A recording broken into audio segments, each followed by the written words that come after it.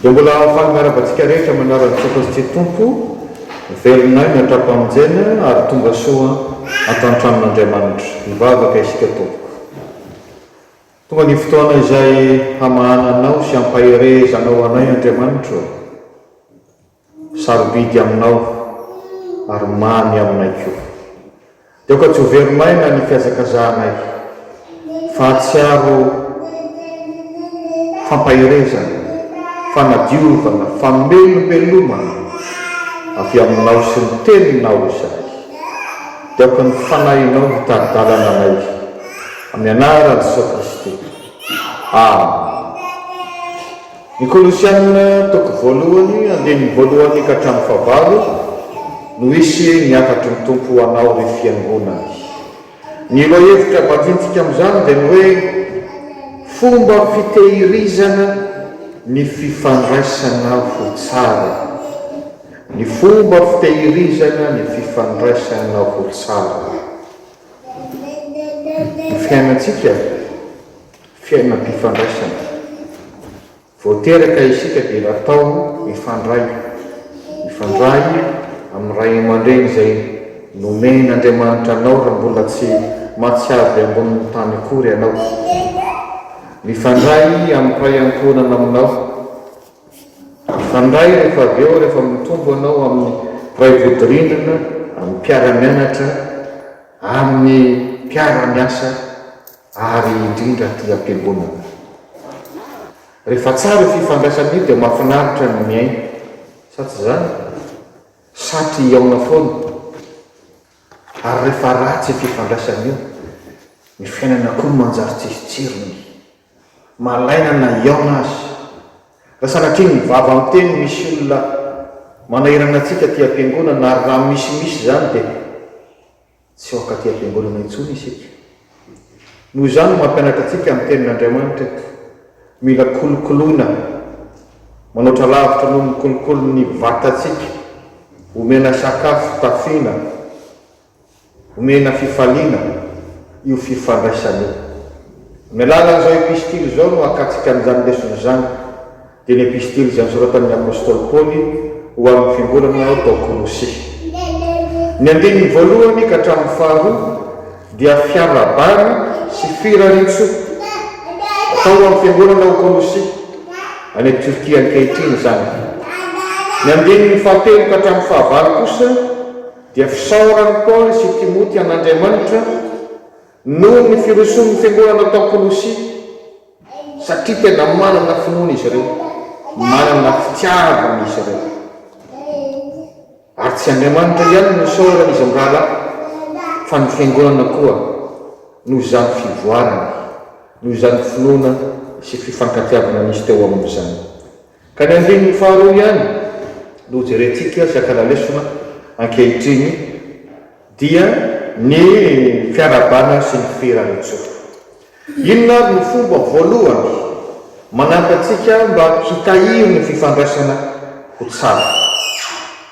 Dia ny fiarabana. Arabao ny olona mifanerasera aminao.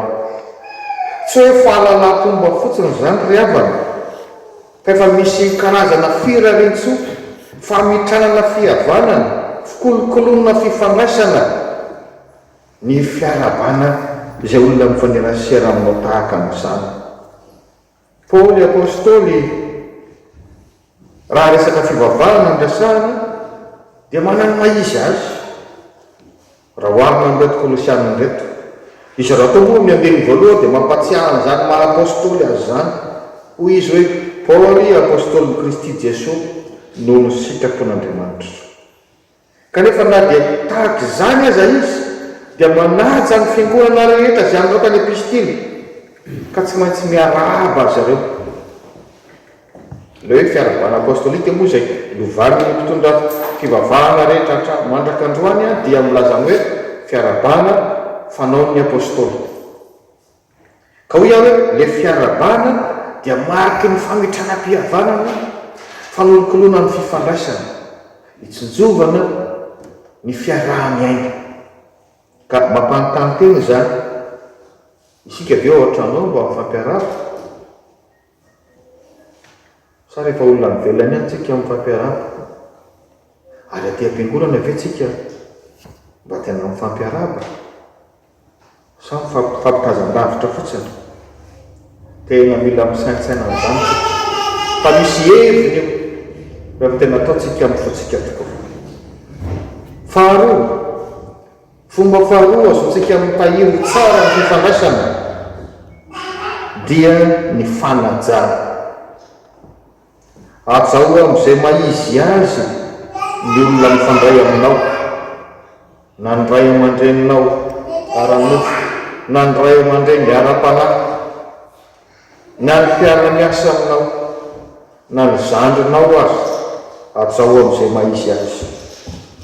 Raha oharina amin'ny fiangonana tao Korinto any Grèce sy ny fiangonana tao Roma tany Italia tavo zany dia kelikely tokoa ity Kolosia tany Torkia ity. Ary ny voalaza dia hoe Paoly tsy mbola tena ny fanerasera loatra tamin'izy ireo, nefa najainy amin'ny maha-kristianina azy, tsy natao mitsinotsinona. Ka izany mahatonga ny fiantsoana amin'ny andinin'ny faharoa hoe ho anareo Kolosianina, olona masina, rahalahy mahatoky ao amin'ny Kristy, tena mametraka azy amin'ny toerana, amin'ny haza sy ny voninahitra tandrefy azy. Ary zany dia vokatry ny fitiavana. Tsy mahavita manady isika raha tsy manana fitiavana. Moa ny ambaran'ny apôstôly Paoly hoe ny fitiavan'ny Kristy no manery anay. Vao ny tamin'ny fanatantsika teo hoe zany Paoly zany ny fonombola tsy nino any Jesosy Kristy dia fankahalana ny tao anatiny, fianonana, fanenjehana, famonoana. Fa noho ny ova fo izy dia ny fitiavana, zany ny toriana, zany ny lehibe indrindra.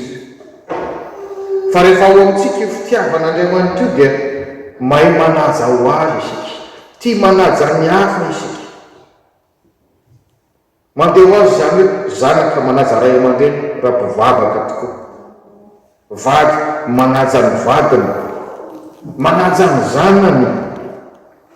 Fa rehefa tsy manana fitiavana an'Andriamanitra isika, tsy mba toy izany. Ary toy izy amin'ny tenin'Andriamanitra hoe tsy mahay manaja izay masina mazava ho azy. Dikan'izany ny fifandraisana rehetra dia ratsy, toksika hoy ny fitenintsika tanora ankehitriny, sarotra na dia mifanantona azy. Kaninge zavatra kely izay tokony vita amin'ny resaka vetivety, ohatra ny miasarotra dia miamafy, toa tsy hita vahana intsony, satria efa ratsy ny fifandraisana. Efa mba nanandrana manantona mialoha ve ianao na amin'ny olona izay heverina fa tsy tianao azy, miezaka mba manolokoly fifandraisana, vonona ny andefitra voalohany mba hahatsara ny fifandraisana izany, ho vonona atr'Andriamanitra. Satria ny tenin'Andriamanitra dia mitodika amin'ny fiangonana, aoka hifankatia ianareo, fa izany mahafantarany olona fa mpianatra nareo raha mifankatia. Fahatelo sady farany, fomba fahatelo hitahirizana ny fifandraisana ho tsara dia ny fifampirahariana soa. Ny fifampirahariana soa, irahariana soa ny olona hifandraisanao, nomen'Andriamanitra mifandray aminao. Ny apôstôly Paoly eto izy aloha zany dia midera misaotra an'Andriamanitra fa manana finoana, manana fitiavana ny fiangonana atao Kolosia. Fa ndraindraiky io izy dia manitsy ny fiangonana amin'izay tsy mety hitany ao amin'ny fiangonanao, na arakarak'izay tatitra tonga any aminy koa. Kanefa na dia anitsy azy any tanjony ao amin'ilay epistily dia mahavita mirary soa foana izy. Hitantsika zany eto amin'ny andinin'ny faharoa, sady karazana tsodrano raha teo ho aminareo aneny fahasoavana, soa ny fotsitena zany, mirary soa zany, ho aminareo aneny fiadanana avy amin'Andriamanitra raitsika, mirary ny fiadana ho tompo. Zany mampianarana ny tenin'Andriamanitra antsika ry havana, ny kristianina dia olona mifampirary soa, ary endriky ny fifanajana zany, endriky ny fahatsarany fifankatiavana zany. ary ianarany zany fa tsy mandeha ho azy. Raha mbola tsy zatra manao an'izany ianao, efa mba miezaka ve manao an'izany amin'ny voambolana ampiasainao? Raha soa e, raha fahombiazana, raha tokantrano sambatra e, mahalafosa be, misondroka amin'ny ambony-drindry, mirary fahasalamana e, soavadia e, mahalafosa e, etsetreetsetra. Tena ilay zany raha tianao tsara ny fifandraisanao amin'ny olona zay etson'Andriamanitra mifanerasera aminao. Fa rehefa tsy mpirary soa ianao, dia tehteny aho hoe mifanohatra amin'izany ary ve no ataonao manao teny mandratra mpanabaty ao amin'ny tambajotra-tserasera ao, dia be dehibe ny olona isaky misokatra ny tanany na manoratra ny sokatra ny vavany na manoratra ny tanany, dia tsy misy afa-tsy fanaratsiny fanabatiny fanenjera. Ozy ny tao sasany hoe mangidy afery, fa matsiaro fa mangidy ny fiainany ka zay hitany rehetra mangidy sy ratsy daholo. Mianara mirary soa, atombohy amin'ny ankohonanao ao an-trano. Fantatrao tsara ny fiainan'ny Paoly izay manoratra amin'ity: mpanenjika, mpanabaty, mpanao teny marary fa iny. Vozao izy mpirary soa noho ny asany fanahy masina. Ary io no ambarany Galatiana 5:20 ka 7:20 hoe vokatry ny fanahy. Inona zay vokatry ny fanahy? Fitiavana, fifaliana, fiadanana, faharo-po, fahamoram-panahy, fanaovan-tsoa, fahamarinana, fahalemem-panahy. Tsy ananan'ny olona rehetra zany, ny olona ao amin'ny tokany manana zany. Faholonam-po, tsy tononkalo zany ray avana ary tsy rediredy zany, fa tena marina ho an'ny olona miova fo, hovain'ny tompoko ny fomba fisainany sy ny fomba fiainany. Ary apôstôly Paoly raha mijova vombeny zany dia milaza ny hoe raha misy olona ao amin'i Kristy dia ao nosy olom-baovao izy, efa lasa ny zavatra taloha, ndreo fa tonga vaovao ireo. Transformation radicale hoy ny teny frantsay, zany ny zava-misy. Ary vokatra toy izany ry havana no andrasan'ny tompo amintsika. Vokatra toy izany no andrasan'ny tompo amintsika. Inona moa mampanahy ho hitanao aty am-piangonana raha isika aza miady sy mikorotana lava? Sambiary mangataka amin'Andriamanitra isika, ananantsika koa zany fomba tsara izany, anatsara ny fifandraisantsika amin'izay rehetra antsoin'Andriamanitra mifanerasera amintsika. Fa tsy androso ny fifandraisanao aman'olona raha tsy miaraka amin'Andriamanitra ianao. Ary zany no dikany ho azo fijaliana io, ilay mitsangana manarina indray ny fahatsarany ny fifandraisantsika amin'Andriamanitra. Fa tsika rehefa namopa tavasaraka tamin'Andriamanitra, dia iny le mitsangana iny zany ny alalan'i Jesosy Kristy, zay mandray an'i Jesosy Kristy, dia miverina ny tsara fihavanana amin'Andriamanitra indray.